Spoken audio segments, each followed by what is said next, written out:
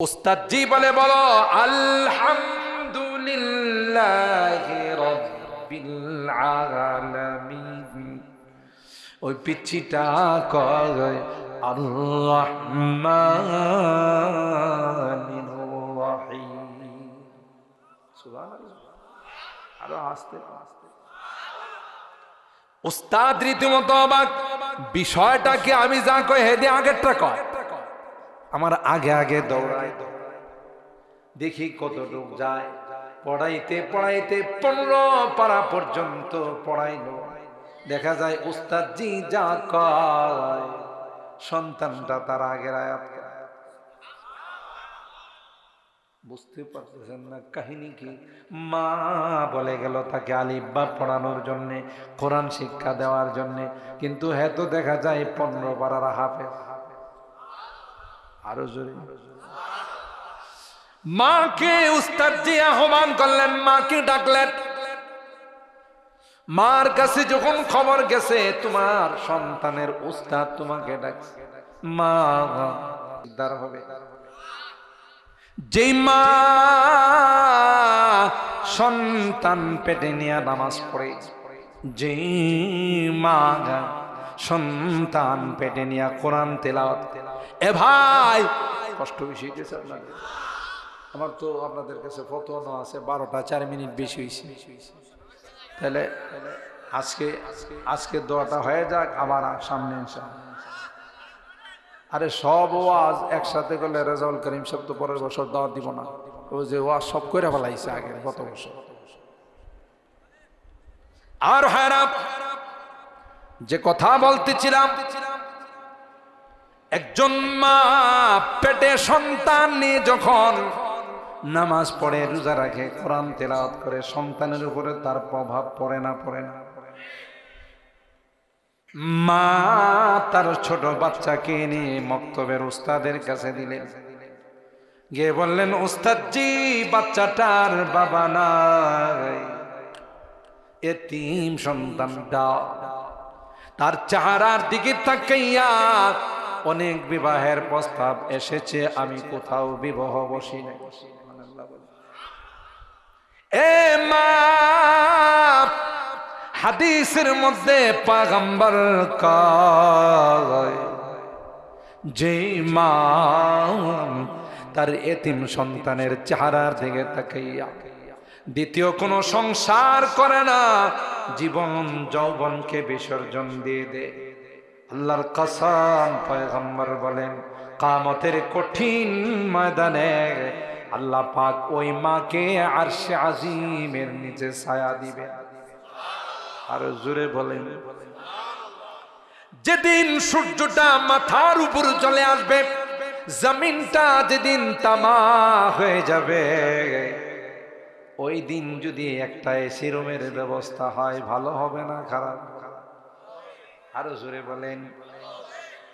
গ্রামগঞ্জে বলে মা মারা গেলে বাবা তাওই হয়ে যায়, আরেকটা বিবাহ করে পুরুষরা পারে না, কিন্তু মা তার সন্তানের দিকে তাকাইয়া তার যৌবন জীবনকে বিসর্জন দিতে পারে। এই জন্য আল্লাহর হাবিব বলে, রে মা, তুমি তোমার ইয়তীম সন্তানটার চেহারার দিকে তাকাইয়া সব কিছুকে তুমি কুরবানি করেছ, সব বিসর্জন দিয়েছ, তাই কিয়ামতের কঠিন ময়দানে আল্লাহ তোমাকে তার আরশে আজিমের নিচে ছায়ার ব্যবস্থা করে।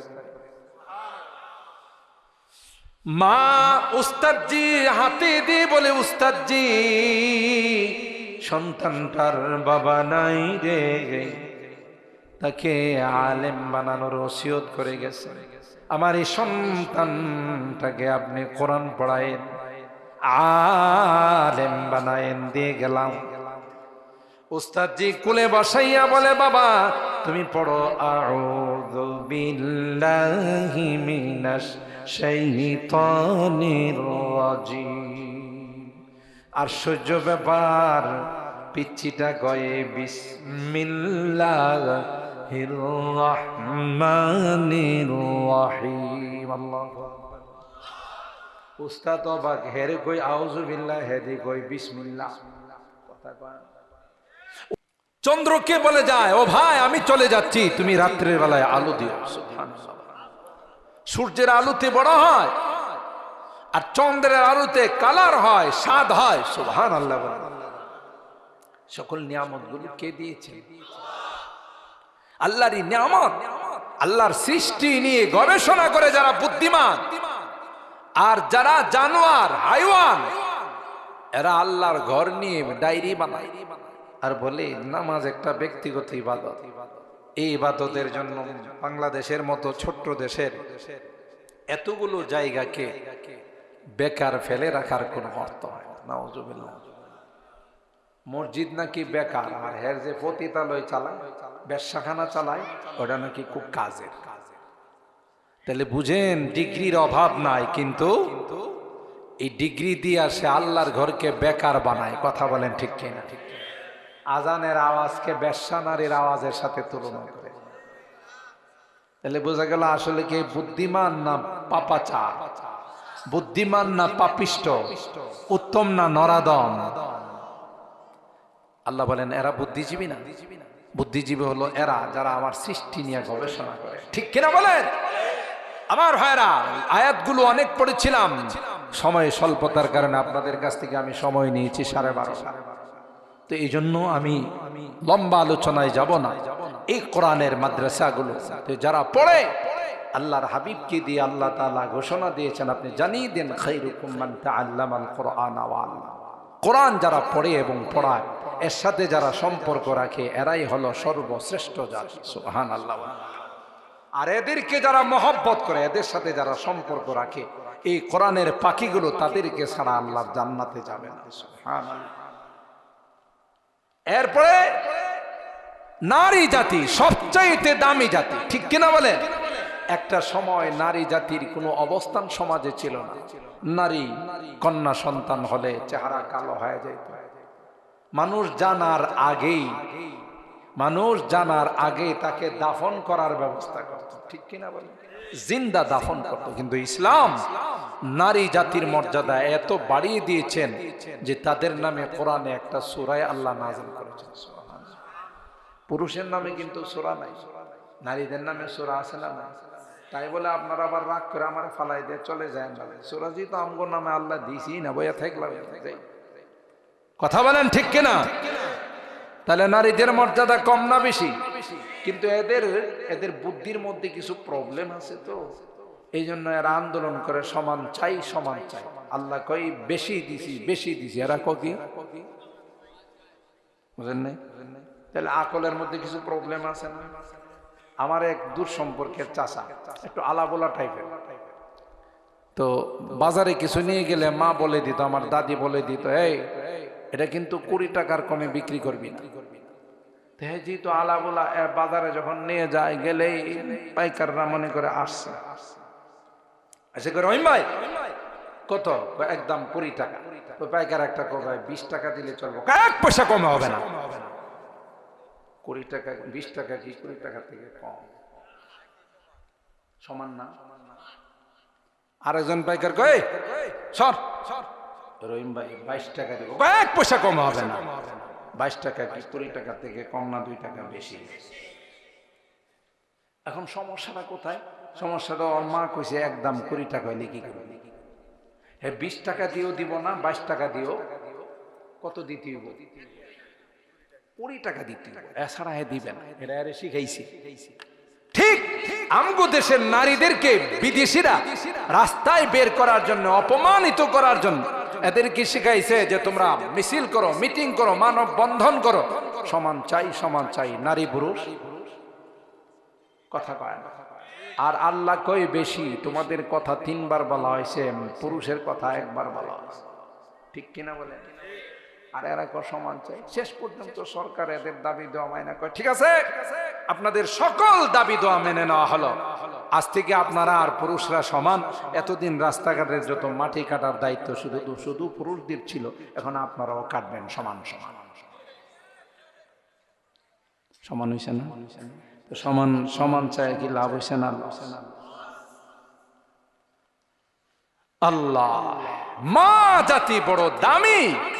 কোন হাদিসে নাই আল জান্নাতু তাহতা আকদামিল আবা, বাবার পায়ের নিচে জান্নাত কোথাও নাই, কিন্তু আল জান্নাতু তাহতা আকদামিল উম্মাহা, মার পায়ের নিচে জান্নাত। সুবহানাল্লাহ। দামি না বেদামি? মা দামি, কিন্তু এই দামি জিনিস যদি নষ্ট হয় এটা একেবারে পচে যায়। কথা বলেন ঠিক কিনা? দামি জিনিস কোনোদিন ওপেন থাকে না, খোলামেলা থাকে না, তাই না? আমি অনেক বয়ানে বলি, স্বর্ণের দোকান, হীরার দোকান, ডায়মন্ডের দোকান, এগুলো তো রাস্তার সাইডে এমনি টিনের ছাপড়ার মধ্যে ভালাই রাখে না, বিল্ডিং এর মধ্যে। আবার শুধু বিল্ডিং থাকে, প্রত্যেকটা গোল্ডেনের দোকানে গ্লাস থাকে না? থাকে না। বাইরেও গ্লাস, ভিতরে গ্লাস, আবার গ্লাসের ভিতরে লকার, লকারের ভিতরে স্বর্ণ। আর ভাঙ্গারির মাল অতবত গ্লাসের ভিতরে রাখে। কই রাখে? রাস্তার সাইড ফাইডে ধরুম ধরুম করে ফালায়। আপনারা গাজীপুরে কোনোদিন শুনছেন বাংলাদেশ স্বাধীন হওয়ার পর যে একটা ভাঙ্গারির দোকানে দুর্দশা ডাকাতি হয়েছে? হ্যাঁ, একটাও ঘটনা ঘটে না। কোন ডাকাত যদি তার সিরা হয়, বুঝেন তো, তার সিরা হলে এক ট্রাক মাল আনলোড করবে, বিক্রি করবে নিয়ে চট্টগ্রাম। তার ভাড়া আছে 20,000, বিক্রি করছে 10,000, লাভ হয়েছে কত? হ্যাঁ, লস। তার সিরা না হলে কাম করবো। এখন ভাঙ্গারির মাল রাস্তার পাশে রাখে, ট্রাক, গাড়ি, ধুলা বালি। এরপরে আপনাদের এলাকার কুকুরের স্বভাব আমি জানি না, আমাদের এলাকার কুকুর দেখছি উঁচা জায়গায় পাইলে হের বাথরুম করা লাগে। কথা কয় না। আর কিছু না হোক, পেশাব একটু আগে কইরে আসছে, এখন পেশাবের দরকার নাই, তারপরও ঠ্যাঙ্গোড়ায়। কথা কয় না। এলে ভাঙ্গারির মালের মধ্যে কুকুরে পেশাব করে, বিড়ালে পায়খানা করে, কুকুরে পায়খানা করে, ট্রাকে বালু দেওয়া যায়। এখন যদি ডায়মন্ড, হীরা, স্বর্ণ এগুলো কয় থাকবো না কু বদ্ধ ঘরে, দেখবো এবার জগৎটুকে মালিক কত বড় জালেম, আমাদেরকে তালা দিয়া গ্লাসের ভিতরে, লকারের ভিতরে ফেলায় রাখছে। আহ, আমার ভাঙ্গারি ভাই কি আরামে আছে, মুক্ত হাওয়া খায়। কথা কয় না। খোলা আকাশের নিচে বসবাস করে, মুক্ত হাওয়া খায়। হাই রে জালেম, আমারে বন্দি করে রাখছে। হ্যাঁ, শুধু কি মুক্ত খাওয়া খায় না, বিড়াল কুকুরের পেশাব পায়খানাও খায়। কথা কয় না। আর স্বর্ণ, রূপা, ডায়মন্ড, হীরা এগুলোর গায়ে কি কোনো ধুলাবালির কণা পাওয়া যাবে? এই জিনিসটা দামি, এই জন্য এটা প্যাকেটের ভিতরে, আর ওইটা দাম না, এই জন্য এটা ধরুম দারুম বাহিরে ফেলাই রাখছে। ঠিক তো দ্রুপ মা জাতি বড় দামি। মা জাতি যেহেতু দামি, এই জন্য আল্লাহ মা জাতিকে আল্লাহ রাব্বুল আলামিন বলেন, সাবধান, প্যাকেটে থাইকো। বোরকার ভিতরে থাই। আমি যদি কসম করে বলি হানেস হব না, আজকে আমরা আমাদের সন্তানদেরকে স্কুল, কলেজ, ভার্সিটির মধ্যে পাঠাইয়া একটা অভিভাবক ও শান্তিতে বসতে পারে, টেনশনে থাকে, না জানে কোন দুর্ঘটনা ঘটে যায়, না জানে কোথায় অপহরণ হয়ে যায়, কিডন্যাপ হয়, ঠিক না? কিন্তু আল্লাহ সূরাতুল আযাবের 59 নম্বর আয়াতের মধ্যে বলেন, যদি তোমার মেয়েকে, তোমার স্ত্রীকে বা অন্য যারা আছে তাদেরকে যদি বিশেষ প্রয়োজনে বাহিরে পাঠাও আর বোরকা পরায়া পাঠাও, তার নিরাপত্তার দায়িত্ব স্বয়ং আমি আল্লাহ। কোথাও কেউ কোনো ইফটিজিং করবে না, আমি আল্লাহ তার দায়িত্ব নেব। সুবহানাল্লাহ। আল্লাহর হাবিব বলেন, আদ-দুনিয়া কুল্লুহা মাতা' ওয়া খায়রু মাতা'id দুনিয়া আল মারআতুস সালিহা। দুনিয়ার যত সামান, দুনিয়ার যত আসবাব, সবগুলো তো দুনিয়ার আসবাব। আল্লাহর নবী ডাক দিয়া কয়, সবচাইতে দামি আর উত্তম সামান হলো মা জাতি। সুবহানাল্লাহ। ও ভাই, একটা মা যদি নেককার হয়ে যায়, একটা মা যদি দিনদার হয়ে যায়, তার মেশিন থেকে যা বের হবে এটা কি এরশাদ